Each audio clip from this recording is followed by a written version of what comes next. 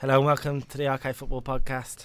And as usual, the four of us here. I'm Carl Dixon, joined by the two Matts, Matt Thowney. Hello. Matt Tye. Hello. And Graham Eyre. Hello. He's back. He's on his best behaviour this week. Yet to be sued, but still waiting. And we have got a lot of controversial subjects to speak about, unfortunately for you, Graham. So I'm going to try and stay quiet on a couple of them. We've got things like Dave Whelan, Malky Mackay, Vincent Tan, just throwing names out there. I'm not saying the subjects just yet. We also have reaction to Scotland losing again to England. We've also got Premier League predictions, of course, and we're actually going to write them down this week and keep them as a competition. Yeah. Oh, Basically, do I'd say 1 point for results and then 3 points for winning it. Yeah. Well, let's face it, I'm beating you on the Super 6. Yeah, We'll explain the rules just at the start. Yeah. We're going to do it's 1 point if you got the correct result, as in a win. If you get the correct score line, it's 3 points. Yeah? Yeah. Yeah? So like the BBC Sport ones? Like the BBC Sport ones. There we go. But with that BBC Sport tagline so that we can avoid more lawsuits coming my way. Anyway. Graham Eyre says. So, yeah, we've got a packed show. I think we should start with the big controversy that's been going on. And it's the first time we can actually say the biggest story is a Football League story, not a Premier League story. And it started, we'll start where it started, where... long ago, there was a man called Malky. A long time ago. A long time ago. In a far-off land of Cardiff. Dave Whelan appointed Malky Mackay as the new Wigan manager. Now, that's controversial in its own right, in the sense of Malky Mackay's in the middle of an FA investigation for racism, sexism, homophobia. Every negativism in the entire world. You could think of, yeah. So, appointing him as a manager is risky. Bad press. Yeah. Dave Whelan did say some things. Well, no. Before we get to that, okay. He did say in the press conference for Malky Mackay stuff along the lines of, "We've spoken to the FA. The FA aren't really going to do anything. Blah blah blah blah." Everyone's thinking, "Okay, no problem. Story over," basically. And then Dave Whelan does an interview with the Guardian, and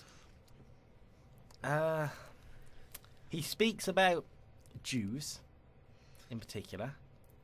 I'm not going to say, I can't say what he said for obvious reasons. And he speaks about Chinese people. And it's fair to say that the stuff he says is very racist. It's said in less than favourable terms, let's say. Less than favourable, yeah. Dave Whelan's a guy that's 77 years old. You know what I mean? So half of the stuff he said are probably old-fashioned words. Well, I mean, if you don't know what he said, it's on the internet somewhere. You'll be able to find it. It is old-fashioned words. It's not appropriate, though. No, of course not. And he should know that as a businessman. And then it's got worse today. Cardiff owner Vincent Tan stuck his nose in, and all of a sudden it's just like, I'm making this my story. And he's accused of Dave Whelan of being a racist. What's it got to do with Vincent Tan? It's only doing Vincent Tan because he's still pretty annoyed with Malky Mackay. That just quote from Vincent Tan, but when he sacked him, he gave him all this money, but still couldn't keep them out of in the Premier League. It's like, you sacked him before that anyway, so you can't still be angry at him for that. I think I've always thought that if he stayed, Malky Mackay would have kept Cardiff City up. I still genuinely think that. I think anyone that sacks their manager, then it's just asking for trouble. But yeah, it is asking for trouble. You're right there. I mean, Vincent Tan. Well, what he's actually said is, it's a racist chairman appointing a racist manager. Talking about Dave Whelan appointing Malky Mackay. He's just stirring the pot. It's just more. It's just more press coming his way, really. It's yet to be seen whether that's exactly what happened. Malky Mackay in particular. Yes, we can Liam Moody read as the well. Dave Whelan one. Liam Moody as well. And I mean, they also had all that controversy with Crystal Palace about whether cheating basically had gone on and whatnot. Do you think Malky Mackay's the right guy for Wigan Athletic? I think he's still a good manager. If you put all this stuff to one side, he's still a good enough manager to do that kind of job. He's done it before. You just got. He's been there as a player as well, so he knows what he's doing. You just got to look at what he done at Cardiff to know that. I mean, Definitely. he actually done well with getting them up. And there were always problems at Cardiff, not just Vincent Tan, but before he came in with money issues, the stadium move, whatnot. Mackay, on a football term, is a great manager for Wigan. Yeah. Do you think he'll stay long, though, considering the controversy it's already kicked off? Depends what happens with this. I think if it comes back and he's getting in trouble for it, I can't see how they can keep him, really. Dave Wynne doesn't seem like the kind of guy to... If the FA doesn't press charges, I reckon he'll stay until that there is bad results and until there's a big media backlash, and then he'll just go fine. We should say Dave Wynne has apologised for his comments in the Guardian interview, as you'd expect. And if you can't, you feel sorry for the guy in the sense of he's such a lovely bloke, and I don't think he realised what he was saying when he said it.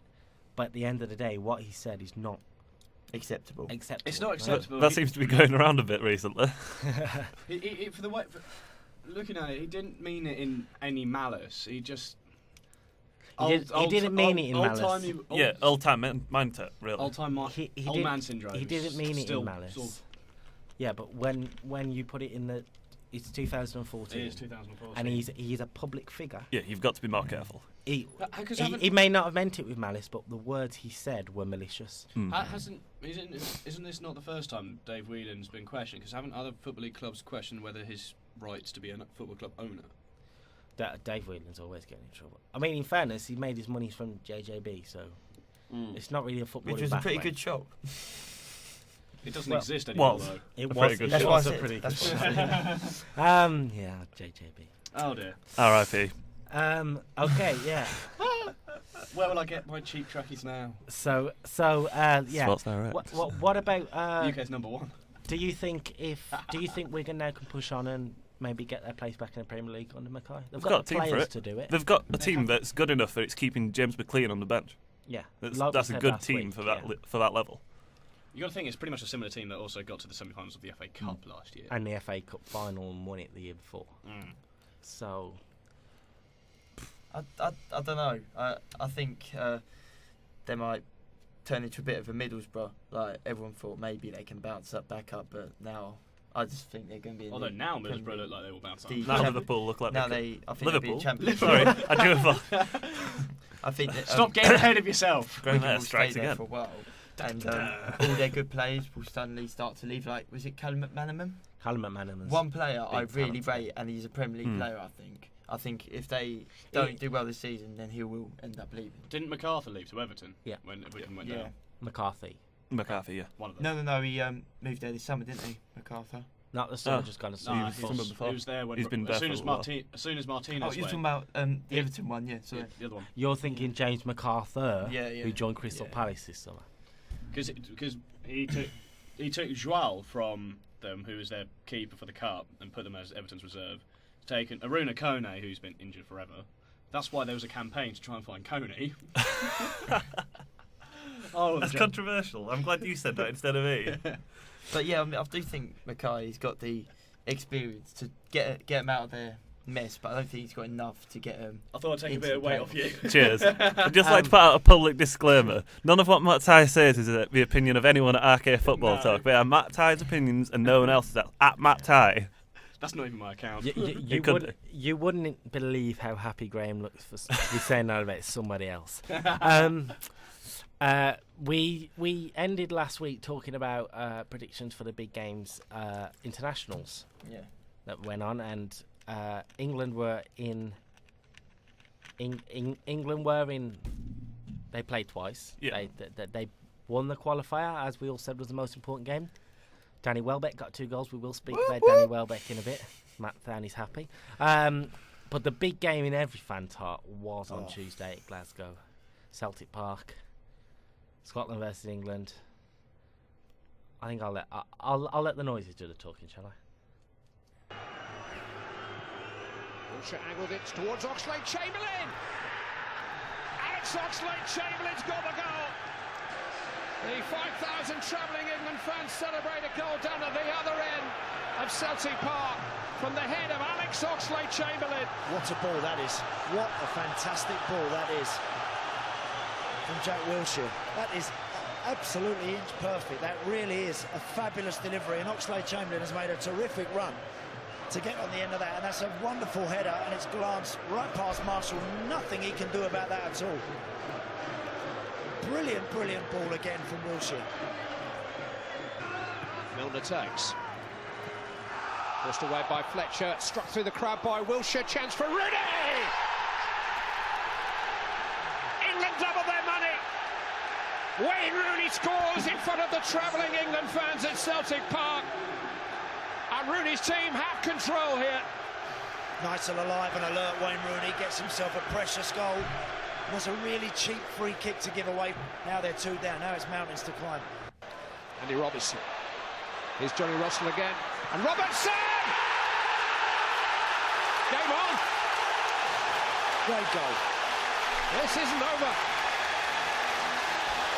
20-year-old Andy Robertson burst forward to score his first international goal. And for a Scotsman, it doesn't come any better than to score it against England. Terrific goal that is. Just runs a little bit too easy there off Raheem Sterling. That's not a good enough challenge. It's not a good enough challenge at all, that. He's got to do more. Robertson just walks past him, and then he just gives it to Russell and goes again. Brilliant finish, well played. Lambert to Milner. Klein to Sterling. Here's Lambert again. Now Milner getting in behind Scotland. Adam Lallana pulled back to Rooney. 3-1. Brilliant football. It's an outstanding goal for England.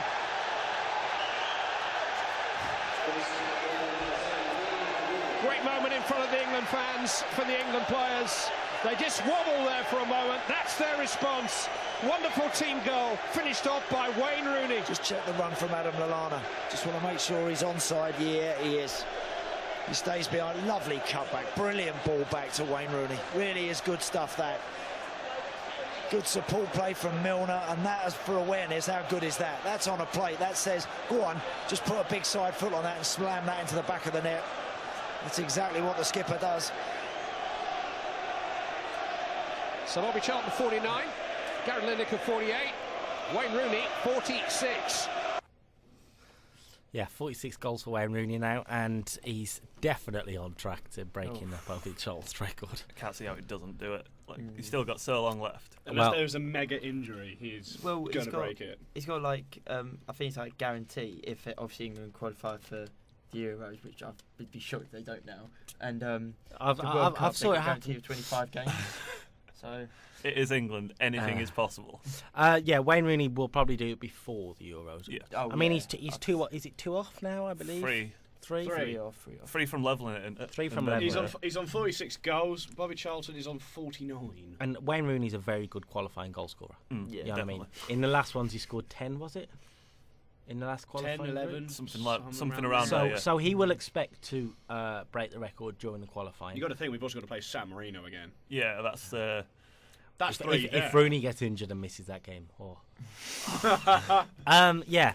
But the game itself, Alex Oxlade-Chamberlain opened scoring. What a pass that was from Wilshere. Oh. I know Andy Townsend sort of had an orgasm on commentary, but I'm not surprised. It was a brilliant pass. Yeah, it was, because it was amazing. It was probably the best pass of Jack Wilshere's career. It was one of those where the goalkeeper was like, do I go for this or not? Like, it's the perfect kind of position. You can't, not come out to it, but you can't go out to it. If you didn't notice, it was inch perfect. Inch. It was spot on. Yeah. So, yeah, Alex Oxlade-Chamberlain put him in front. Nice goal for him now. He's starting for the first time in a long while. Well, I think Oxlade-Chamberlain is one of the underrated players in England. He's done, every time he's come on, he's done such a good job to get England either back in the game or obviously winning for them. Do you think when Theo Walcott's fully fit, he will change the England squad completely? Because we really haven't saw Walcott in an England shirt for a long while. Yeah, I think so. Yeah, but why would you take out someone like Oxlade-Chamberlain who's playing well for England? Why would you? I don't see why. Because Walcott's done it consistently for a long time, and no matter what, I do like Oxlade-Chamberlain, but I think Walcott probably Walcott is better. I think Oxlade-Chamberlain's a better player at the moment, but Walcott's pace is unrivaled in international you can't football. play. It's unplayable. The question is, will Walcott still have his pace? Because a knee That's the injury is a question, very yeah. hard thing to get fully 100% back to. That is the question. England went in 1-0 up half time. Cruising, confidence is there. Scotland had kept a lot of the ball in the first half, but had done nothing with it. Literally. Never really threatened at all. England defended really well in that first half. And it was 2-0 soon after, a couple of minutes after half time. What a silly free kick to give away for Scotland. In a position that it's a chance going to happen. The defending from the free kick was terrible as well. Yeah. Which Strachan will not have been happy with. Rooney gets his first goal. Okay. All of a sudden the game's hyped up and It's opened up and it's opened up. There's chances. Welbeck has a chance. Misses. And then Scotland really opened the game up. Robertson scores. Robertson, a player we've really hyped up over the past couple of weeks. He is arguably one of the best defenders at the moment in the Premier League. He's been absolutely brilliant. He's in form. I wouldn't say he's one of the best. No, but he's no. in the best. He's one of the best, like, in form. Yeah, that's what players I mean. right Like, now. I don't think he's one of the best. season, I he's can't been- say he's one. Well, yes, he plays defence at the minute, but I don't think he's one of the best defenders. He's one of the best left wingers for me. I think he'll be like Bale and be moved forward because he's at his best going forward. It's like a waste having him that far back. So I mean- something like 5 years' time, he's getting an audacious move to Real Madrid. Well, I'm calling it. £90 million. I mean, I'm calling it. They've got a Welsh kid. Let's get a Scottish one to join him. Woo! It's likely actually. Yeah. Stranger things have happened. It was so a really good goal. Robertson Yeah. scored. Yeah, it was a really Yeah. good goal. Good football from Scotland, which they have been playing. They played it. Did well a week ago against Ireland. Played good football. Got the win. They proved it with that goal. And then Rooney just like no, No, mate. no, My day. we win. That was a pretty good. And like, England's goal build was up. even better. I think that last England goal was the best goal of the night, personally. I'd I'd still say think Robertson's. Robertson was a good finish, but England's third goal was a good team play. No, but for me, like I'm a sucker for those team How- goals. how tight the Yes, you passing was between the Scottish players there was just. I thought it was absolutely brilliant how they worked it. It that was. space and then finished. I'm not denying Scotland's goal's a great goal, but I think England was slightly better in the fact they had all that passing But in they the stood tight off position. a bit. I thought they stood off a bit, and Yeah, you could claim that with the England defence. yeah, but we're good. So. Yeah, but any goal comes down to some kind of mistake. We got Sometimes, Gary Cahill. Of course it does, yeah. You can Well, sit like here and Ronaldo's pick, from and 40 pick holes yards in out it. that time that went flying into the net. There's a mistake. Standing yeah. off of them. Wait, what goal are you on about? 2009 when he scored against Porto. They stood off him. They gave him too much time to have a shot. Yeah. You've always got that. When you- Whoever gave yeah. the ball away to give it to Man United in the first place. You can sit here and perk goals, but it comes down to one player's done better than the others. Of course. So yeah, England flying high. 6 wins in a row for Roy Hodgson. I mean, everyone said That's the it's first been time a. we've done that, isn't it? That's the first time we've done it in a Yeah. long time, if anything. Everyone more said and it's been a disappointing One year more in for itself. England. one more, and we equal the same amount we got in 2006. No, I'm sure I saw something the other day saying that this was going to be like the record for I don't know how many years, but it's quite a while. Everyone says that it's been a bad year for England. Yes, it wasn't a great World Cup like we was expecting. But that's always going to be the highlight of it, isn't it? No, I know, but what I'm saying, has it really been that bad a year for England? I think people are jumping the gun earlier. I think we're in a better position right now than we were 12 months ago. Admittedly, it's Oh, a yeah. much easier qualifying group than sort of the World Cup one. No, you but- say that. Switzerland are a tough side. Yeah, but they haven't really been Shown firing up, yet. yeah. No, I know, but like, there are sides in there that can cause problems. With regards to England's year, it's the FIFA rankings depict another story. We've dropped from 13th at this time last year to 20th. But that's just on the World Cup. It is just on the Yeah. World Cup, but you can't really take 3 games to rule a new year. Well, this is the point I'm saying. It was only Because 3 Spain, games. And to Spain, be fair, Spain had an equally poor World Cup, we and didn't they're, and play they're it. still in the top 10. We didn't play all that badly in those games. It was just every so often the concentration would go. It was just we weren't good enough at that time, and we weren't at the end of the day. Yeah. We weren't. But I think we're at a position where if we bring the right youth through from the under-21s that are doing so well, say the under-21s have a great tournament this summer, propel maybe 6 of them through, There's plenty of options. and you've got a squad there that can get to a quarter-final. Have you seen what Hodgson said with regards to the 21s? Southgate gets first pick. He's willing to allow them first pick. And that's great brilliant. in the sense of... It's great in the sense of for the likes of Berahino and whatnot. But if Gareth Southgate now brings in the Jack Wilsheres, the Luke Shaws, the people that haven't really done the qualifying for the under-21s, if I was an under-21s player, I'd be like, well, why should I play for you? You've just... we've done all the hard work to get us here, and now we're here, you're dropping me. Yeah, but I suppose at the end of the day, wouldn't you rather your country did really, really well? Wouldn't you rather have that success and know that you might not have been there and won it in the final, but you played a big part in getting them there and have that success than you play and potentially not do as well? Yeah, but you've also then got the thing of, especially youth tournaments, they're there to help bring the players through to the senior squad. If you're going to bring in a player that's like Wilshere, for example, he's really important to the senior squad. What's the point? What does Wilshere have to gain from it? Yeah. No, I think that would be... I don't think Wilshere will be selected. No, I think he can be. He's eligible to, but I don't think he will. I think Luke Shaw will, who has played a part. Luke Shaw's played a little bit of a part, yeah. I think players like Shaw and Chambers will certainly be selected. Like, what's it? James Ward-Prowse, he's got a big chance to get into that squad. Chambers, Clyde will. Sterling, the one you just mentioned, Wilshere. Those kind of players, they've got experience in the senior squad. They look like players that are going to stay there. Sterling's probably got the most to gain out of us. Play. I think Sterling could gain a lot from that because he's still kind of new to it all. But at the same time, there's all these arguments about Sterling plays too many games, so let's throw another international tournament at him. You know what I mean? It's a difficult one. You can't really win. You're damned if you do. It's a double-ended sword. Oh, yeah. Oh, yeah. So, England, it was a good week. Scotland, it was a mixed week. Wales, not a bad week for them, though. Definitely not. No, more positives than negatives. You more have positives to say. than at the end of the day, they won the important game. That's the way they'll be thinking about it. Italy, Croatia, we must mention because there were huge crowd trouble and FIFA have had to get involved. We don't like seeing that. we don't like seeing that. Do we not like seeing FIFA or FIFA involved in footballing matters? Yes to birth. Also, the big game between Germany and Spain as well. That was good win for Germany. Tony Kroos, as you actually predicted, right? I'll give you that one, Graham. And the also big game, Messi versus Ronaldo, with 20,000 fans missing. Lost somewhere in the Trafford Centre. They're still not found them yet. But in fairness, Portugal got a last-minute goal. Portugal beat Argentina, which is pretty good. That's a very, very good result for Portugal. And it wasn't Ronaldo. You wouldn't have predicted it. It's not what you would have expected. There is one more result I want to throw out there, which probably hasn't even been noticed. Belarus 3, Mexico 2. Mexico last week beat Holland 3-2.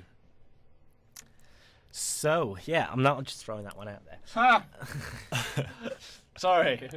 And well, that's England spoke great. It will be an England player that we move on to next. Matt hasn't decided which. Well, look, we'll start with Wayne Rooney speaking about Danny Welbeck. Wayne Rooney, captain of Man United and England. He said Danny Welbeck joining Arsenal this summer was the right thing. Yeah, I'm not a fan of Welbeck, but I do agree with that. You've hid them that well. I know, it might have been hard to notice, but he needed to move. He's not going to get the games in the position that he needs to play in. And he might not have scored so many for Arsenal yet, but he's not been too bad for them. He's not had many sort of shocking performances yet. He's been more lethal since he's left United than he was ever at United. Stat, Welbeck scored 29 times in 142 Manchester United appearances. Since making the switch to the capital, playing 12 times, he has scored 5 goals. So yeah, my point exactly. I mean, the thing that showed me how he immediately changed when he went to Arsenal on his debut when they played Manchester City. I think in the first half he had 3 of Arsenal's chances, one of which hit the post. So unlucky, and he did actually look pretty deadly in that game. Yeah, he's deadly when you rejuvenated. If you let him run, that's it. You are going to get caught out, and he's going to score. What's interesting to know, Rooney, you had this interview with MUTV, Man United TV, saying this is the quote: "For Danny and his own career, it was probably the best move for him." I noticed how he says for his own career and not for Manchester United. Well, I suppose I'm not a fan of him, but other people obviously are.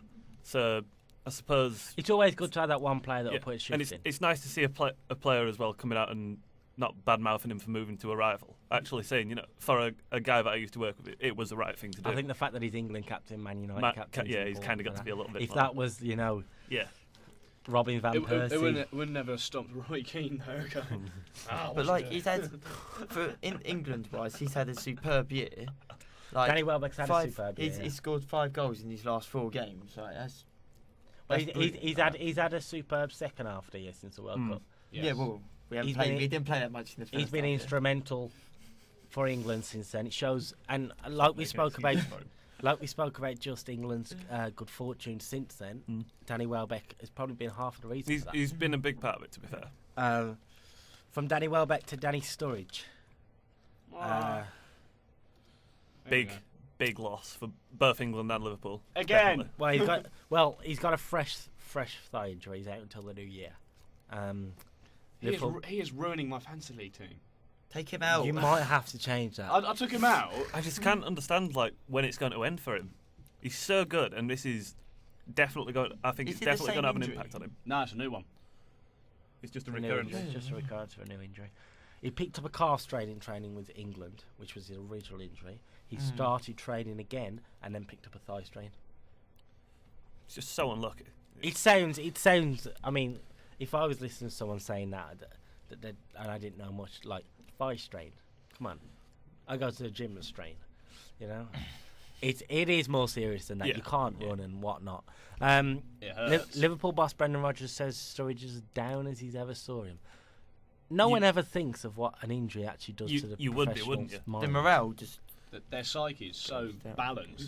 Something influenced. Getting that one injury, you'd be like, oh, well, it's pot luck. It could happen to anybody. But then when you get another one and then another one, then, And at the time, before those 2 injuries, he was arguably one of the best strikers in the country. He's had 3 injuries in a row. I think without a doubt, even when he comes back, he's England's best striker. He's had 3 injuries out in a row striker, now. definitely. He suffered a thigh strain with England in September before the warm-ups. When he came back, he had a calf strain within the week in training in October, and now he's got another one in November. Yep. So, Liverpool really... Things are looking good for Liverpool. They need him. Liverpool really going to struggle now. I think it's something like... They've got to. It's been way too long at Liverpool. Just whilst we're on the subject of Liverpool, I saw an article that Balotelli has said that he'd give himself a 7 out of 10 so far at Liverpool. Before, he said in his 2.5 years at City, he would have given himself a 6.5, but because he runs more at Liverpool, he runs more at Liverpool. He does, in fairness. Yeah. He's link play is best. He's improved at the sort of hold-up play. He's a good midfielder for Liverpool, but as a striker, I'm not seeing it. It has brought the question for tomorrow's game. I think it's Liverpool play tomorrow. No, Sunday, Crystal Palace. Yes, Sturridge is out. Balotelli's not on form. Is Rodgers finally going to give Lambert his chance? No, he's going to go for Barini. Of course he's not. I think Balotelli's still going to get another shot. Yeah. I personally think he should be playing Lambert and Barini. I think they would work Barini for Sunderland last year played off the striker, and that's when he was at his best. That's what he did at Swansea. Lambert plays at his best with people playing off him. Come on. Even I can see that's going to work. Yeah. That's good maths. That is very good maths. We'll speak about Liverpool, Crystal Palace and all Premier League games later when we get to it, yeah. Now Graham, I must say, is your favourite person? Oh god. It's not really. Anything Graham says in the next 5 minutes. It's not the opinion of AK Football Talk. Ched Evans. We're not going to speak about it too much because we spent a long time on it last week. Too much time, probably. You mean we? Graham. Well, Sheffield United have retracted their offer of him to train with the club, but the PFA has hope that he will get other offers from clubs. I think he will do. Well, I think Graham brought up a valid point earlier about how he should try and get back in the game. Start from the bottom, work your way back up. He should, but I think, yes, there is that side to Ched Evans as well, but from a club point of view, Sheffield United, I think that's ridiculous. I don't know. I think they've just gave in because somebody's having a go at them. I think to be fair, it's not just one person. It's pretty much I know everyone. It's affected them in a big way. They've had a lot of people who are patrons of the trust that the club runs. Patron that have sponsors resigned. and We've big had influences in Jessica Sheffield United. Ennis-Hill saying she wants her name taken off the But stand. at the end of the day, Big deal. couldn't they have just said, okay, we won't sign him, definitely won't But we'll sign allow him to train. We'll allow him to train. That's- What's wrong with that? That is Keeping just- him fit while he tries to find a club? It's a PR exercise is all. Mm. They're just keeping people on side.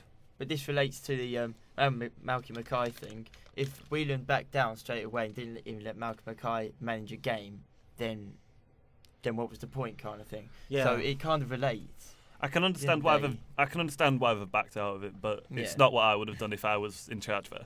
No, you'd have doubled his money. I would not have doubled his money. By the way, something I meant to mention last week.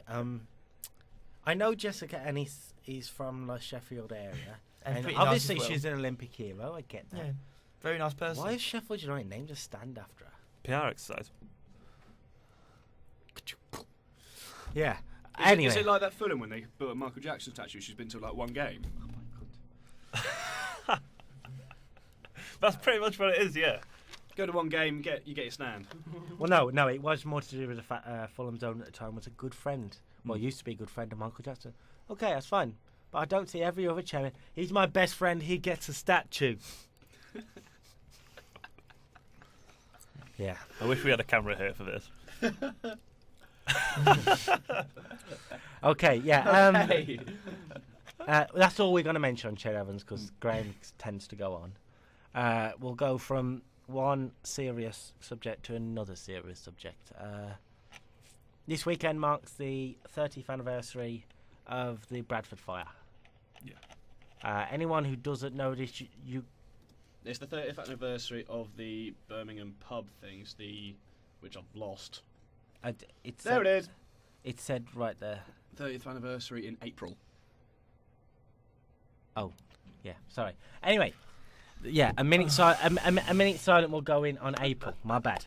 On April. But it's the 40th anniversary of the Birmingham pub bombings, which is this weekend.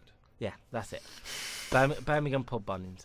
Before we get to that, the Bradford fire. The news was that the FA have announced, the Premier League and Football League have announced a minute silence will go on that weekend. Great, awesome. But shouldn't it be going on anyway at that weekend? You know what I mean? 29th anniversary, 28th anniversary. At the end of the day, it's one of the biggest disasters in football history. Thing is, it would have had goodness sake. It would have had the publicity, but other things around the time sort of took over the news. It's interesting that the date also coincides with Bradford's last home game of the season, unless they get into the playoffs. Convenient. Is it? It's all a conspiracy. It's the Illuminati, I tell you. Yeah, but Birmingham bombings, Birmingham pub bombings 40 years ago. It's we're not going to go into actually what happened and why, because you can find that elsewhere. But we will say about how Aston Villa on Monday in their home game against Southampton, televised. In the 21st minute, the fans will hold a minute's applause, similar to the Stilian Petrov, Stave Petrov 19th minute thing. Villa actually faced criticism from the fans for not making a minute's silence before the game for it, which is quite ridiculous, really, in the sense of they should have. A club should know their history, surroundings, and they should know this. They're not the only club not to be doing it, though. Birmingham City will read out the names of all 21 victims during half-time in their home game against Nottingham Forest next weekend. They're away this weekend, so that's not But I'd possible. say the minute tradition thing at the beginning of every game is like, it is basically a tradition. You should do it. I think they should. There are other ways to go about doing the same kind of thing, though. If you choose to read out the names of those people who died, yeah, that's good. I like that's a not so perfectly bad. acceptable But thing to do. I mean, I as everyone knows, I'm a Villa fan. But at the end of the day, Really? the club should have done something. Yeah, This is the fans going off their own back. The club's done nothing. Yeah, definitely. That's disgusting, really. West Bromwich Albion tweeted a photo of flags flying at half-mast today, because today's the actual anniversary of the bombings, and they flew all their flags at half-mast. So at least they did something Nice as touch. well. It's nice to see clubs showing a bit of respect, And it's not even like, if a certain club decided not to show us quite as much class about it. I mean, Name no one. Even the fact that yes, it's not a football disaster, but it's a general disaster. It's a big disaster You in that area. wouldn't be expecting Chelsea to hold a minute silence for this, because It's not a Chelsea issue. But it is. It's an unfortunate thing that's happened, but it's Birmingham. It is ridiculous. Birmingham based. Yeah. We'll go from really serious. We'll try and perk the mood up a bit to rather silly. Spanish league, actually. Real Sociedad manager David Moyes says he's nervous going into his opening game at Deportivo La Coruña tomorrow. David Moyes, yes, we spoke about how we'll think he'll do. But Moyes has got experience at Everton, at Man United, and Real Sociedad. I think Everton and Sociedad, he says it himself in the articles that have done on this, but he does say there's a lot of similarities between Everton when he went there and Sociedad at this moment. Definitely. So I don't know. He could be the man to turn it around, and they do have an history of taking on British managers. Yeah, they do. That's true. Like having bad form at the beginning of the season, then like nearly and then very all close of a getting sudden, to Europe. so close. Everton, when Moyes first took over, were a big club that weren't doing well. Underperforming. We're in relegation battles. Real Sociedad at the moment are a big name. They are a big name at the end in of the Spain, day. yeah. And they are in 15th place, but they're in a relegation battle at the minute, which isn't good enough. They're also the Sociedad are in good form. Well, even though it's ironic, but because their last game they beat Atletico Madrid. Yeah, you don't. The champions. Right now, you can't beat Atletico by accident. You've got to be. Sorry. I mean, you've got to be doing a decent job of it. You don't just sort of. They didn't stumble into. They didn't fall into the goal. Because I think Sociedad's 9 points have all come from wins. Atletico Madrid, someone else, and Real Madrid. You don't do that. Yeah, but there might be one of those sides that just turns up when the big boys are there. Like Liverpool do. I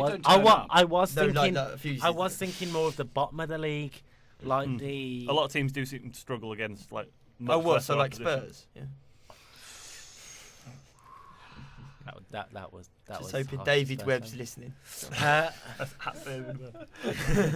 David won't be listening. He'll be asleep. Yeah. That's our mutual friend David, who is a Spurs fan. He would do this, but he's in bed. So Spurs, Sociedad.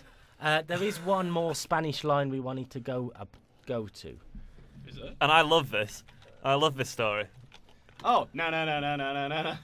Valencia, yeah. But let's start with mentioning that Valencia's logo does have a bat on the top. It's always had a bat. It's always had a bat on it. But recently they've had a bat on. Redesigned the bat. Is it fair to say? They've moved it. They've shifted it around. I think more than anything. Valencia have had a bat on their crest since 1919, 20 years before Batman turned up. No. They have recently redesigned the bat to look a bit similar to the bat used in the Dark Knight series. I say recently. It was a while ago, but it's been coming up now because BBC have found out that an 11-page opposition document was launched in May 2013 from DC. Who are the rights holders of Batman, as you'll find out when Batman Superman comes out next year. DC are basically suing Valencia for having a similar sort of bat on their logo. Where does it end? Like, surely Valencia can sue them for using. You stole our bat. You stole our bat.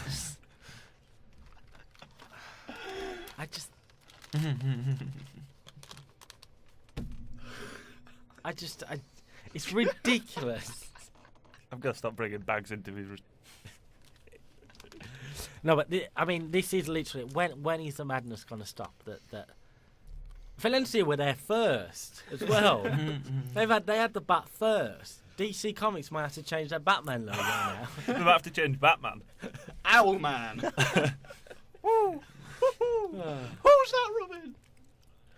And make it a bit more... No, I can't even... That took you a while. Anyway, took you too long. Anyway, getting back onto topic. No more Owlman, please. With around 20 minutes we're meant to stay on recording. We usually go over though, just a little bit. Spoilers.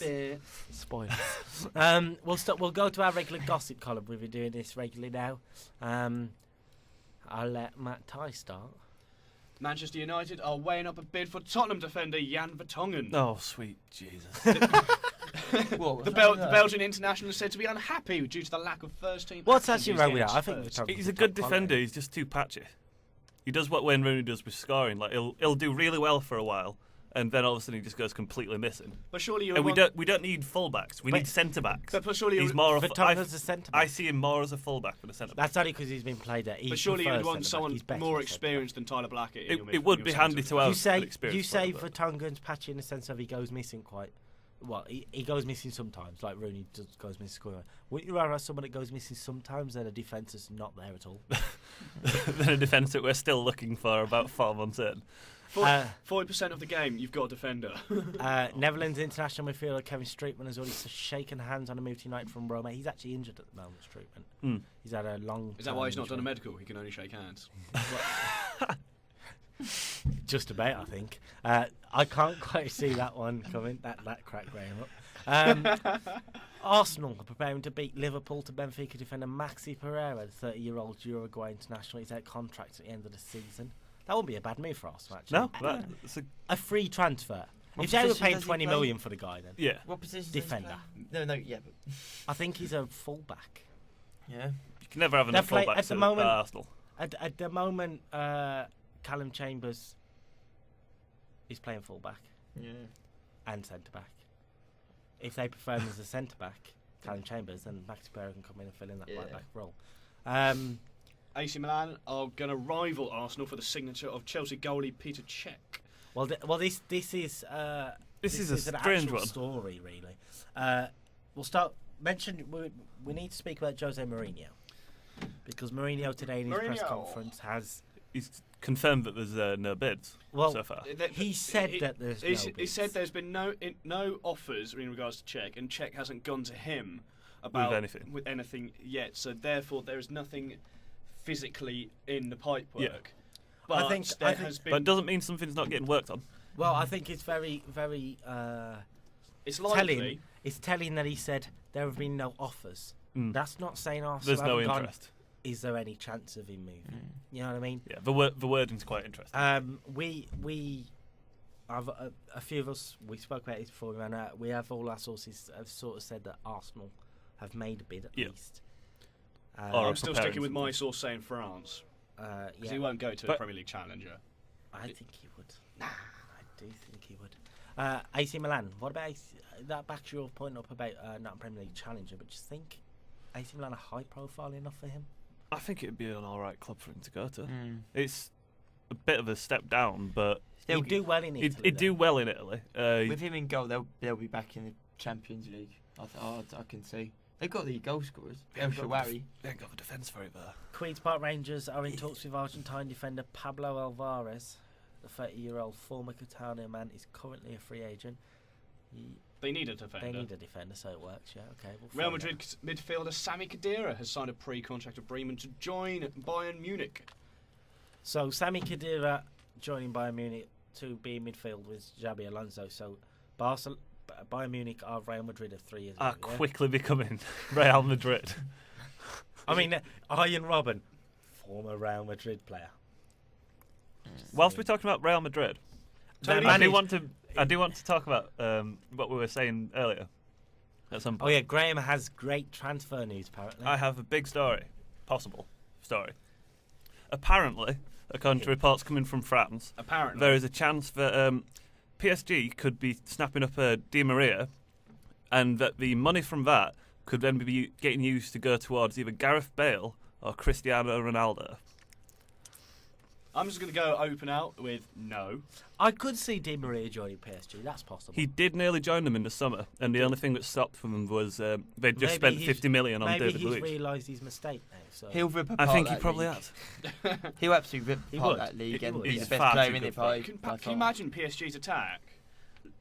Zlatan Ibrahimovic, Cavani, Di Maria, Lavezzi, and that Lucas Moura. Well, Lavezzi will be gone. Apparently next season. The good news for Chelsea is if that does happen, that means they've definitely given up on Hazard. Sign him! I don't think Chelsea are worried about PSG. Apparently, this we were with a 60 million bid on the table. I think it was like July time. Madrid, apparently, Zlatan this might be his last season. This was in July, so I've heard but I did hear this, so that might be why they're signing someone like him. I heard that Zlatan's going to retire at the end of next season, unless he wins the Champions League this season. Regardless, it's going to be It's fairly soon. soon. Hang on, wait. It's the wait, end of the PSG nose. to win the Champions League. No. No. No way. Another player that could soon be moving countries is Wigan Scotland international Sean Maloney. He's wanted by MLS on Chicago Fire. That'll be a bad move for him, actually. He's a good player. He's quite underrated, to be fair to him. I remember his free kick against QPR when the season they went down like that. He was really good at these free kicks. And he has The goal he scored against Republic of Ireland, that was a brilliant goal. That was a fantastic play from Scotland. They were brilliant. It was wonderful. I did like. More adjectives, please. Anybody think of some? Let me know. I did like what they said in the interview afterwards. fabulous. It's like, did you try that in the training ground? Yeah, but it didn't work. This it's- has never worked, so we tried it today. It's also Notts Forest striker Dexter Blackstock must have had a problem with the Tread Evans Sheffield United training things because he's turned down a loan move to Sheffield United. Yeah. During the international break, Chelsea manager Jose Mourinho gave the likes of Didier Drogba and John Terry 8 days off in order to take a holiday. Why are the people like the Daily Mirror publishing that Didier Drogba and John Terry had a holiday? It's been a slow day. It's been a very slow day. You know it's right, don't we? Without the international football on the weekend, we're just there like, so now what? Well, it's interesting to know Arsenal Jack Wilshere, obviously his performances in a deep line midfield role for England will convince manager Arsene Wenger to employ him in a similar role for the Gunners. I've heard they might be thinking about Callum Chambers for that position. I think Wilshere's perfect. It suits him down to the ground, it does. Sticking with Arsenal though, the Gunners are lining up Bayern Munich manager Pep Guardiola. That's according to the Daily Star. Oh, well, you know it's Yeah, but how definitely going many to happen. times- It is so true. Do you think that article has literally been copied like three years on the trot? It's the Daily Star. What's happened is someone's written up the basis of a thing with some gaps in the middle of the article, and then someone else has gone along with a crayon and drawn some names. No, is it like those things? Like, if you're born in this month, this manager, if your first name's told with this. By the way, that was the words of Graham Eyre, who is a wannabe journalist at the moment. So he's the Graham pusher. If you have any jobs going at the Daily Star, Well, look me up. Any crowns? I'll post a link to my LinkedIn profile. Any crowns as well? He's run out of orange crayons. Matt's used them for 10. in some sad news, Southampton striker Jay Rodriguez has been told by medics to slow down his recovery program after surgery. He's going too. He's doing too well. Well, apparently, I heard this about, I think it's Tuesday. Jay Rodriguez is a target for City in January. They were buying for 20 million. And I was thinking, why buy a player that hasn't played in nearly a year? Not going to happen. I don't think he's good enough. City for have City. better business. I don't think he's good enough for City. I think he could have been Yeah. well, at this point if he didn't get injured. It's a big injury. He's been out. By the time he comes back, he could have been out. He was 2 out. years. He went out in April, didn't he? Like injury, and it was against City as well. Yeah. Maybe that's why they decided to a sign year him. even. Oh, sorry. You got injured against us. apologies. Let's give you 60 grand a week. Well, Villa did it with Stuart Downing. Switching from James Manchester Milner. City to Swansea City, Swansea boss Gary Monk doesn't plan on recalling Michu from loan to cover the absence of Wilfred Boney, who is set to depart for the Africa Cup of Nations after Ivory Coast qualified in the week. I cannot think of who they would be able to get to cover that gap. Who would be Bafferty, as go good. me. He's not as good as Michu. He isn't. Then Well, wouldn't Gomez be going along to the... He's French. Never mind, On the subject of the African Cup of Nations, I wanted. Graham's having a moment. I wanted to mention. How do you think it will affect West Ham, who their 3 most important players right now? Diafra Sakho, Alex Song, and Kayute in defence. I thought he was going to get in Valencia. I was like, wait, No, you no, do no, realise no, he no, doesn't come from Africa? I know he's safe from America. I'm on about those 3. They will all be missing for around 3 weeks. Alex Song's a big miss for him. Song He's is a big been one. Really And good. obviously. And the Diafra others as Sakho. So yeah, that could, I want to know what you think about that. A lot of teams will struggle. Certainly the likes of West Ham. Yeah. Newcastle United as The well. sort of lesser Don't teams are gonna- Newcastle only lose Tiote? Papi Cisse as well. Did Senegal qualify? Yeah. Oh. Everton manager Roberto Martinez says criticism of club's approach to players reporting for duty within the Republic of Ireland by Ireland's assistant coach Roy Keane is nonsense. Did anyone actually catch the story in the week? Yeah. No. Yeah.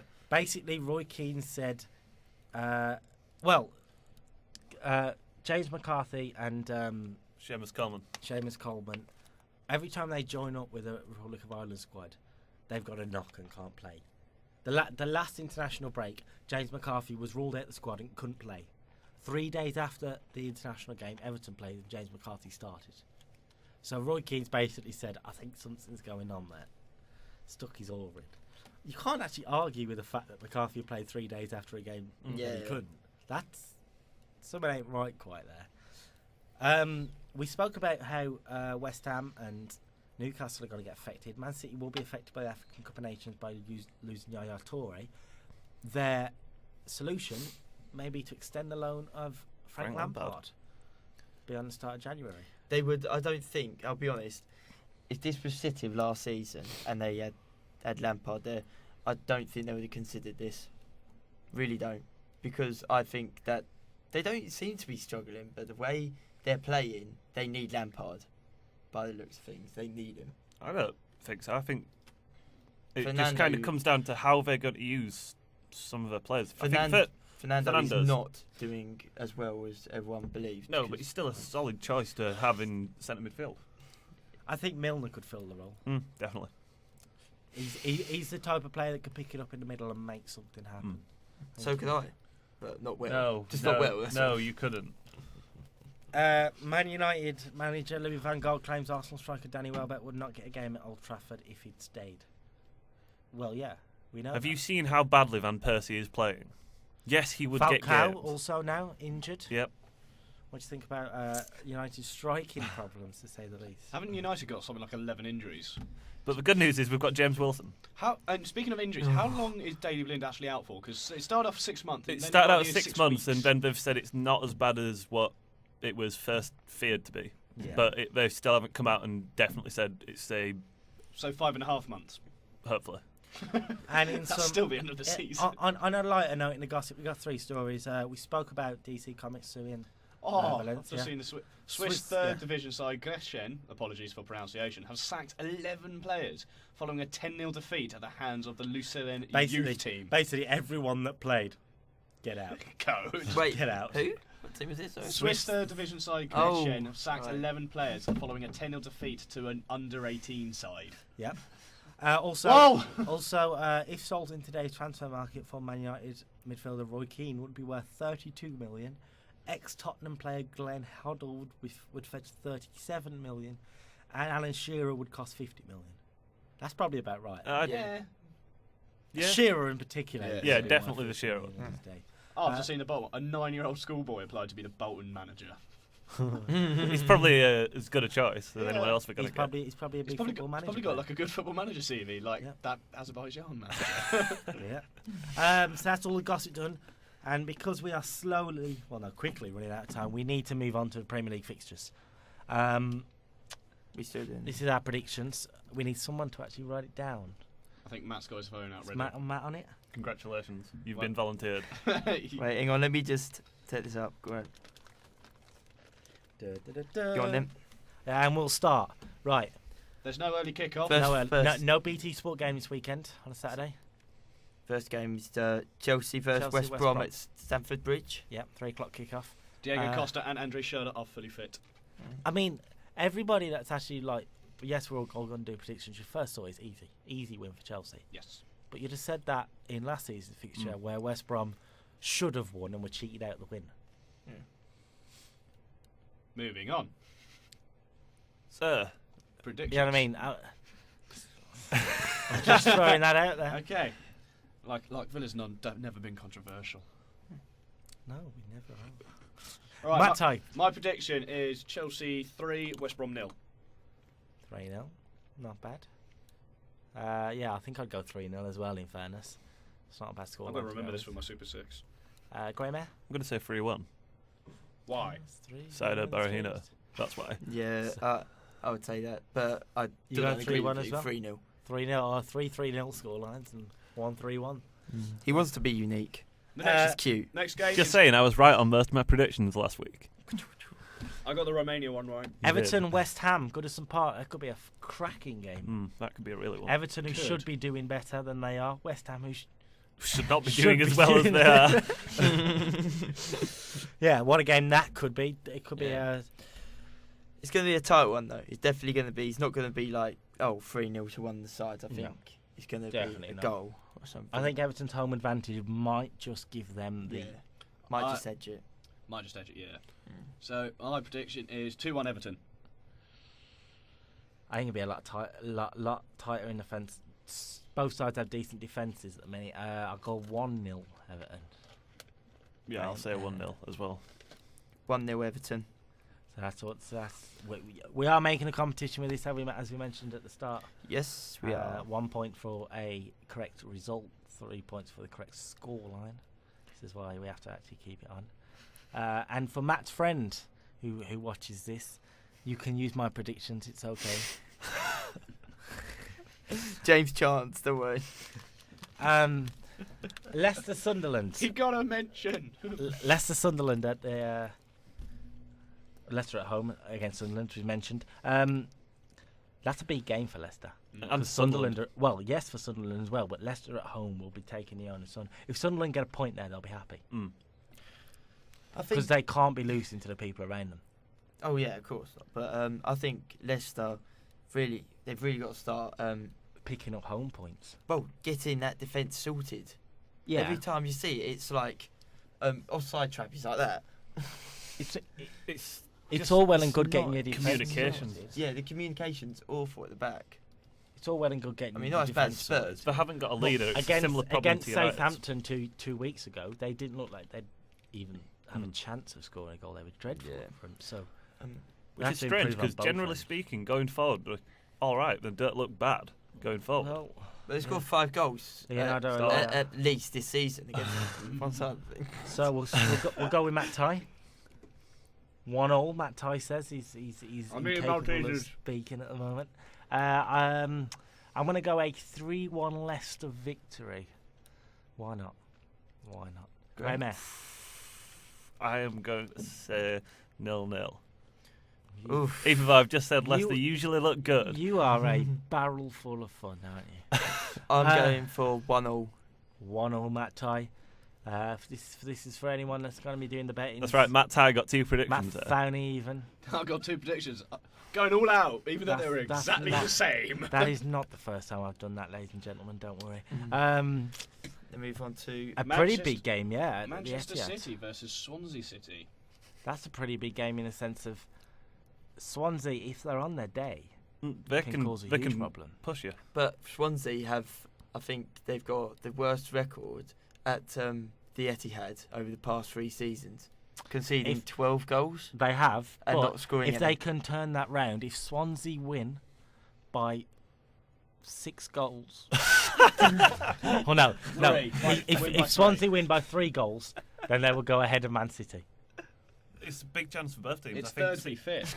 Third v fifth. Yeah. City have got to keep on winning, and Swansea want to keep on winning. I think everyone wants to keep winning. As in they want to try and get as close to those European places as they can. Before the big games actually just come. I don't expect they'll get into Europe, but if they can get there or thereabouts coming into the last third of the season, then Matt Tye?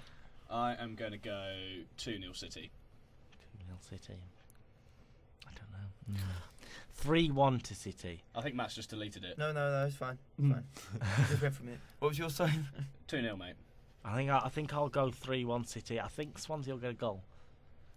Wayne Routledge, Lloyd Dyer can cause problems. Nathan Dyer. Come on. They can cause problems, definitely. Graham Eyre. I'm going to go 2-0 to City as well. You guys have just got no hope. Just always backing the big boys. I mean, so am I, but still. I feel so mean now. He's gone 7-0, hasn't he? No, 4-0 City. Ooh. I don't think Swansea stand a chance at the Etihad. If I was you, I'd never enter Wales. Oh, good, I don't plan on it. We'd like to point out that the opinions of Matt about it. Is this a bad time to announce we're doing a road trip and visiting Cardiff and Swansea We're next not. week? We're just like say we're not. Now we're going Wrexham. Oh no! That's your home opinion, by the way. Apologies if you're from Wrexham. We don't mean it. We love you really. No, I was about to say that this next game would be a relegation 6-pointer. Newcastle QPR, but Newcastle are actually sitting in 8th position in the table now. So I can't. But it's a big game for QPR, away from home. They might actually fancy their chances against Newcastle. I think they might. They might. Charlie Austin's in good form. Definitely. See, is this like 5 goals in these last? I think it's as many a game. Well, he's been so good that there's been pressure on Hodgson to select him for England. Yeah, definitely. So he's doing really If well. that doesn't come out for no reason. I think if you look at the best 3 England strikers in the Premier League, it is something like Berahino, Austin, Rooney. Yeah. Well, we did speak about it a few weeks back, actually. As we head into extra time of our podcast, That's subtle. I like what you did there. Fergie time, as we call it. We need predictions, Matt Tye. 3-1 Newcastle. I think QPR it'll be quite tight. chance. I really do. I'm going to go 2-0 QPR and Pardew getting booed out of the building. He's used to that by now. I'm going to scientists come back out. Where are they? I'm going to say 1-0 to Charlie Austin. That's 1-0 to QPR, if you didn't notice. But mainly Charlie Austin. Right. And I'm going to go 2-1 QPR. I just want to mention, you say the signs will come back out. The signs have never gone away. Newcastle fans still want Pardew out. Oh, no, there's glued to the bottom of the seat. Stoke Burnley could You get one with your match day programme. It's like the middle poster used to get. It's like Pardew out signs. Anyway, the Britannia Stadium, Stoke Burnley. If it's a windy day, it's going to be tough for Burnley to score goals anyway. And if it's rainy on a Tuesday, it could be even worse. But fortunately, they got a decent draw today. And it's on a Saturday. You could say it could get messy on a Tuesday night. Right. Stoke Burnley. Matt Tye. 1-0 Stoke. I'm in an underdog mood. Come on, Burnley. 3-2 Burnley. You reckon Burnley's going to score more than once? Why not? There's been generous and there's just been stupid. They've scored 3 times all season. It's got to change somewhere. Yeah, but not You'd at say that, not but it doesn't have to, does it? but not at Stoke. Have you seen Derby? Yes. And then it is the big game. We haven't had their 2 predictions yet. Once they get their predictions out of the way. It's the big game, It's but the one big that I'm game, really so looking we forward need- to, and definitely I'm going to miss it because of work. Right, come on. I'm going to say 1-0 to Stoke. Right, and I'm going to go 2-0 Stoke. You know it's bad when you're underdogs to Stoke. Right, the big game. The underdogs travel to London to face Arsenal. Arsenal, Man United. It's actually a big game in the table. Arsenal 6, Man United 7th, a point between them. 5 years ago, this is a title decider. Yeah. And also, 5 years was it ago? 2 years ago? Right, 10. 2 years ago, Manchester United scored 8 8 past Arsenal. past them. It was an 8-2. Did you see that team, that Fergie team he put out, had Anderson and Nani in it? Ashley Young scored 2. Ashley Young got And 2. Ashley Young got No 10. joke. If you go on Paddy Power, they actually have odds on Arsenal to beat Man United 8-2 Oh. at 650 to 1. My mate put a bet on it, by the way. Not that we agreed to betting or anything, but that's pretty fun. I wish we weren't doing this as a competition now, because I'd be tempted to throw in an 8-2. Matt Tye. We have got to move on quickly. Okay, I'm going to go 3-2 Arsenal. Goals on Goals, Sky goals, Sports. goals. Arsenal This game can't is defend. live on Sky Sports, 5:30 kick-off for anyone that I will be looking to watch. That's not Graham Eyre because he's at work. I'm going to go a 2-1 Arsenal win. Some goals. Some goals. Some goals, but Some. not goals. Not goals, I'm going to go 2-1 United. Some goals. Not James goals, Wilson. not He needs to James start. Wilson. Get Van Persie off the pitch. And I'm going for 1-0 Arsenal. Oh, aren't you I think fun? it's going to be very entertaining, but it's Yeah. going to be a goal that will decide. As usual, big games. And on the Sunday, it's the rematch of the century. The moment it all fell apart for Liverpool fans at Selhurst Park last year. 3-0 up. Didn't win the game. Didn't win the league. Sorry, They Stu, don't if win you're the listening. league. Sorry, Stu. Yes, Stu. I remember Stu's tears, in fairness. Crystal Palace versus Liverpool. Half-wide kick-off live on Sky Sports. I believe. And in anyway. stunning HD. In stunning HD. So, what a big game this year. It's such a big game. It's sent Graham Graham's into dying. the fifth. He's He's actually leaving. He's had to leave. Great, Graham's. We apologise for anyone that was looking forward to hearing Graham. But yeah, what a big game this is going to be for Liverpool in particular. Yeah, because they're going to want to get returned like Jesus from the dead. They're going to want to get their return, and Graham, you were doing so well, Graham. Anyway, yeah, they're going to want to get their revenge and rip them apart if they can. Yeah, Liverpool will want to, but I think it'll be a lot tougher than Neil Warnock is a good manager. He knows how to beat the top sides. Neil Warnock is a good manager. I think he is. I don't like him though. He's not a good person. Doesn't mean I have to like him. Shush. Yeah, but we don't have to like Mourinho. He's a good manager though. Don't bring the special one into this. Yeah. Right. What do you think, Matt Tye? I don't see any goals in this. I see 0-0. Oh, you are a bundle of fun. 3-3. 2-1 to. I think Crystal Palace can pull this out. 2-1 Palace. I'm going to say 0-0. It's going to be awful. Is Liverpool can't score for anything, and Crystal Palace are Crystal Palace. So. That is the reasoning. Matt Thowney. 3-1 Liverpool. Who's going to get the goals? Besides your man Raheem Sterling, where else are they going to get the goals? He's not my man for starters. He's my babe. But I just see it coming from the midfield. Just goes from the midfield, it will happen. Big game for Londoners in the sense of Tottenham need a victory against Hull City. Well, for one Londoner. Just for one? Yeah. There's no other Tottenham fans, just that one fan. Dave's not even from London. Hull versus Tottenham, 4 o'clock kickoff. Super Sunday game, big Super Sunday game on Sky Sports. Hull might fancy their chances. I think there's a few ex-Tottenham players at Hull Tom that might be Jake Livermore. There is one more. There is. The other one. Michael Dawson. That's it. Dawson. That's the one. Dawson in particular was a big Tottenham player. He will get cheered by the Tottenham fans. Huddleston? Nah. Huddleston will get booed. He scored great goals though. He scored great goals. He scored great goals. All 2 of them were good. He put so much weight on that. Harry Redknapp said, "You're too fat to play." Basically, that was Harry Redknapp's words. I'm just saying. Yeah. The Tottenham fans aren't going to like him. Huddleston has a point to prove. Do you reckon he can prove it on? Yes, I do. I am going 2-1 Hull. Underdogs, I like it. I'm going to stick that trend. 3-1 Hull. Come on, Hull. I'm going to say 1-0 Hull. Are we all doing this just to mug off Dave? No, but that's like, and for the full house, Matt Thowney. 2-1 Spurs. Oh, you what? Right. And let's keep this underdog theme going. The big boys. We can't keep underdog themes going now. Yes, we can. The big boys, Aston Villa, host underdog Southampton. No. What surely be surely be a full underdog treatment. I was gonna say the big boys are coming to town as Southampton go to Villa, but. Yeah, well, this is one thing I've been talking about. Yeah, I'm going with the underdog. Everyone Southampton. at the club. Like, everyone's saying, Southampton really need to win this because their next few games are going to be very hard. Would any of them top three, them 3 teams they're going to face, big boys, want to face Southampton? No. Not right now, no. You wouldn't. Southampton needs to go into no games. Head held high, like, let's give it a go. If we lose, we lose. We've had such a great start.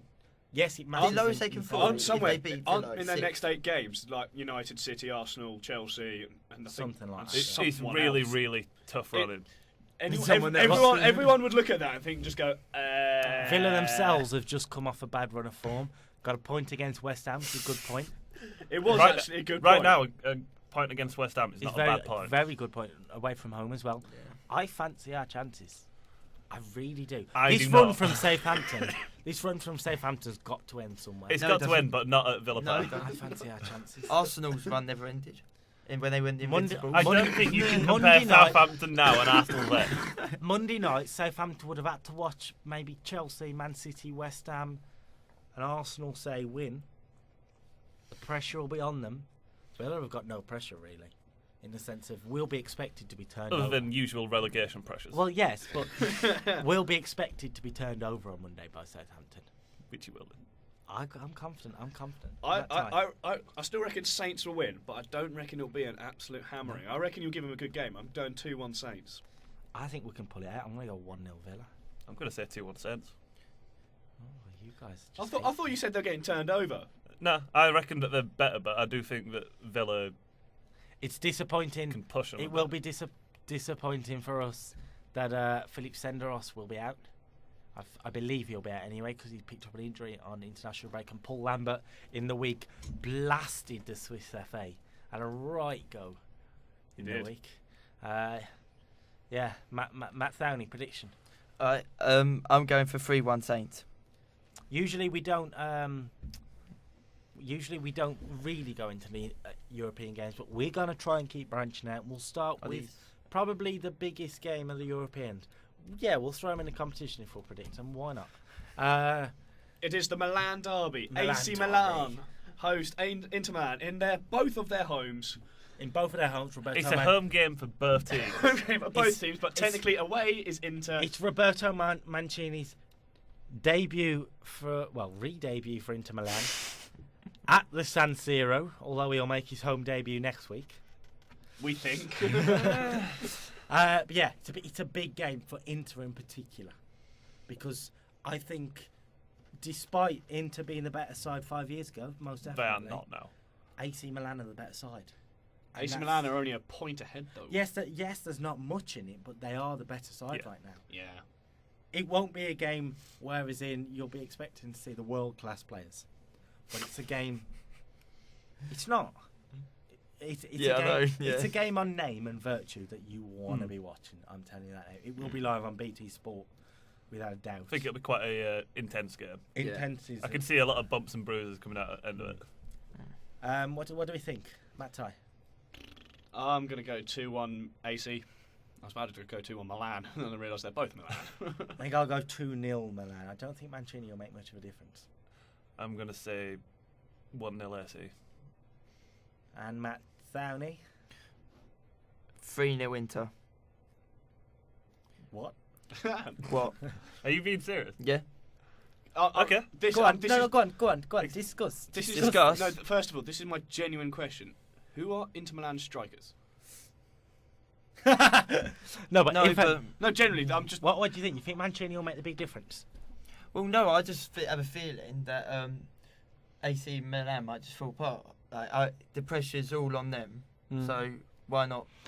There is that, and there is big games. Make a bit of an before we come to you next, the Champions League would have been gone, so we will be previewing and predicting the English clubs games, most definitely. Maybe one or two of the other Champions League games.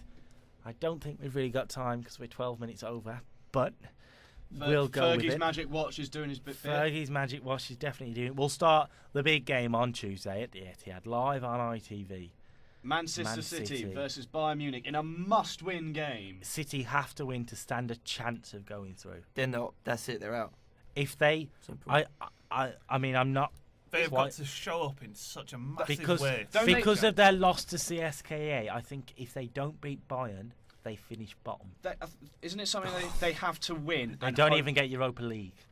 Something like they have to win and hope Roma fail to pick up a point. Something like that, yeah. To stand a chance of qualifying for the next round. That's asking a lot. I mean, I don't know. Roma CSKA might be closer than we think. I think what is exactly. If it's a draw, then City are what out. is important because of CSKA, obviously to Russia. It's a 5 o'clock kickoff English time. 2 hours before. Man City could be out before they've even kicked a ball. Well, no, not just that, but say Roma get the victory or the draw. Well, they'll prefer a draw. Say Roma get a 1-1. Yeah, City will be full of confidence. No, they won't. Why would they be full of confidence? Because they've got to win. The pressure is on them. No, but they need Roma to pick up a point. They need Roma to not pick a point. If Roma picks up a point, they're out. Okay, then, but if CSKA wins, if CSKA wins, City still have a chance because City. But if CSKA wins, then CSKA are probably favourites for the next spot after beating City away. You wouldn't expect. Yeah, City are screwed. It's not a game you think you're going to win. It's not a game you think. Bayern, on the other hand, not against Real Munich. Can Real Munich, as you just called it, can they win the Champions League again this season? I think so. Yeah. I think it's between them and Real Madrid. Them two. They've improved quite a lot. I think Chelsea have an outside shot. I would say that these teams, it's like if they got to the semi-final and met, whoever wins that semi-final will win the Champions What about League. a side like Juventus? No. Although the Italian league isn't as strong, it's quite obvious they are going all in on the Champions League. Yeah, they are like massively too strong for the Italian league, for the rest of the clubs in there right now. But I don't think you say they're massively strong. They're only 3 points ahead of Roma. I'm talking about like on a player kind of thing. Yeah. Like if you look at the Carlos individual Tevez, players, Fernando Llorente up front. they've got wingers so good that they don't even need to keep Mauricio Isla, so they sent him to QPR. Yeah, true. We got predictions. Man City, Bayern Munich. Matt Tye. I'm going to go 2-1 Bayern Munich. I'm going to go 3-1 Bayern Munich. Graham Eyre. I'm going to say 4-0 Bayern Munich. And if you take off your United hat, what do you really think? 4-0 Bayern Munich. Okay, then. Matt Thowney. I am going to say 2-0 Bayern. Now, I know the two Matts are Chelsea fans, but you can't waffle on this time. We have really run out of time.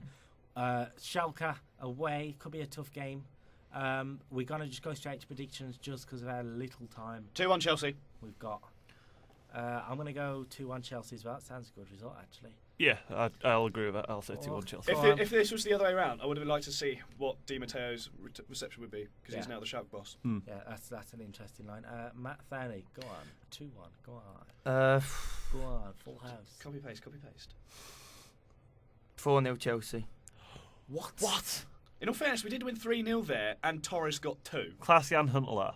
That's all I'm going to say. 3-0 at Stamford Bridge, though. And at Schalke, it was 3-0 there with Torres getting 2. Oh, last season? Yes. Yeah, Schalke were a different story this year. Though, Yeah, different. This season it was 1-1. Doesn't matter if they're a different story. Chelsea are just too strong. I think they're way too strong. I don't think 4-0 is rough. FC Basel face Real Madrid, but in the same group, Liverpool are away against... A tough game for Liverpool against Ludogorets. See, it's Ludogorets, but their actual name is Ludo Razgorad. It doesn't matter. Ludogorets. That other team. That could be a very, very tough game for Liverpool. It's going to be so important that you get the result there. Because they know they have to win. I think it comes down to what happens in the other game. I think Liverpool, it's going to be quite a comfortable game for them. So I don't think it would personally. Matt Tye. I'm going to go 3-1 Liverpool. I'm going to go 1-1. I'm going to say 3-0 Liverpool. Matt Thowney. 1-0. Apologies to anyone that we are actually just properly running through this without much details. We are blame Graham because we keep going over. Finally, Arsenal host Borussia Dortmund. In another huge game. That is. Dortmund haven't had a good league season, but in Europe they are amazing. Yeah. Just saying. And so I'm going to go 1-0 Dortmund. Interesting. Yeah, 2-0 Dortmund. Arsenal are going to get beaten. I can feel it. 2-1 Dortmund. Full house here. Full house. 2-0 Arsenal. Oh, goodness. It's like you're going out of your way. Please. So yeah, that's the English teams done. There are some actually big games in the Champions League. If you are interested in the foreign teams, you've got Ajax PSG for big one. Big game. Atletico Madrid versus Olympiacos as well. For anyone that isn't interested in watching the English teams, you've got those for you.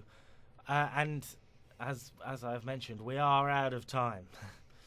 We are officially waffling on about 15-20 minutes after we were supposed to finish. We apologise for that. This is meant to be an hour. But we love football. That's love the main football. thing. What do you expect? There's been a lot of stories. Tell everyone just to calm down a bit in the news and we'll be fine. Stop making it all so exciting. Calm down. Graham Eyre, thanks for behaving. Mostly behaving, I'd say. It was all good until the last 10 minutes. I appreciate your behaviour. I appreciate you appreciating my behaviour. And from Graham and the two Matts. Thanks very much. Thank you. Yeah, thank you. We would like to say goodbye. Goodbye.